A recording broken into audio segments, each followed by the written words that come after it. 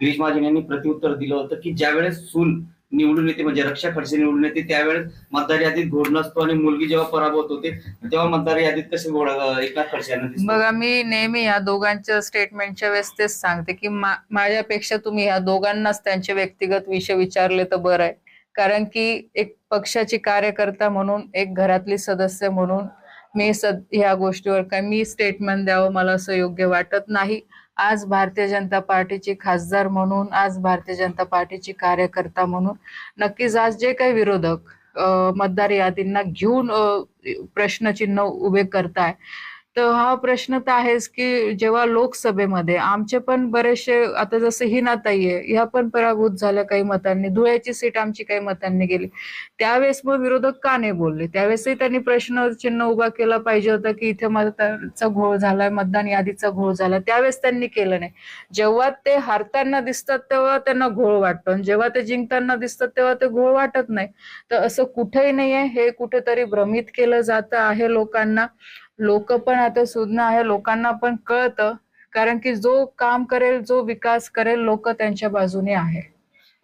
दौरे करायला लावले आणि ज्या ज्या जिल्ह्यांमध्ये नुकसान झालेलं आहे त्याचा आढावा घेऊन स्वतः मुख्यमंत्री केंद्र सरकारकडे गेले होते, आदरणीय प्रधानमंत्रीजींना भेटले आणि तिथून पण शब्द दिला गेला आहे की शेतकऱ्यांना मदत दिली जाईल आणि त्या अनुषंगाने राज्य सरकारने मदत सुद्धा दिलेली आहे. सगळ्यांच्या उपस्थितीमध्ये आज आणि उद्या ह्या 2 दिवसामध्ये जे इच्छुक उमेदवार आहे नगरपालिकेच्या इलेक्शनसाठी त्यांच्या मुलाखती आम्ही घेत आहोत. सकाळी नवापूरच्या घेतल्या, आता नंदुरबार शहराच्या आम्ही घेतोय, उद्या तळोदा आणि शहादा घेणार आहे. आणि खूप चांगला प्रतिसाद भारतीय जनता पार्टीमध्ये लोकांचा, म्हणजे उमेदवारी घेण्यासाठी लोकांचा खूप चांगला रिस्पॉन्स भेटतोय. सकाळी पण आम्ही जेव्हा नवापूरला तिथे बघितलं, जवळपास खूप चांगले उमेदवार, प्रत्येक वॉर्डमध्ये 5-5, 6-6 उमेदवारांनी तिथे मुलाखती दिलेल्या आहे. आणि नक्कीच पूर्ण विश्वास आहे की ज्या पद्धतीने मागच्या काळामध्ये संघटनेचं काम इथे उभं राहिलेलं आहे, ज्या पद्धतीने कार्यकर्ते मेहनत इथे घेत आहे आणि खास करून भारतीय जनता पार्टीची सत्ता इथे विधानसभेमध्ये आहे.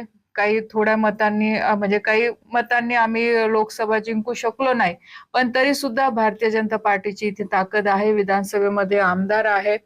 आणि अपेक्षा हीच आहे की ज्या पद्धतीने केंद्रामध्ये भारतीय जनता पार्टीची सत्ता आहे, राज्यामध्ये सत्ता आहे, त्याच अनुषंगाने इथे नगरपालिकेमध्ये पण भारतीय जनता पार्टीची सत्ता एक हाती आणण्यासाठी आमचे सगळ्यांचे प्रयत्न आहे. आणि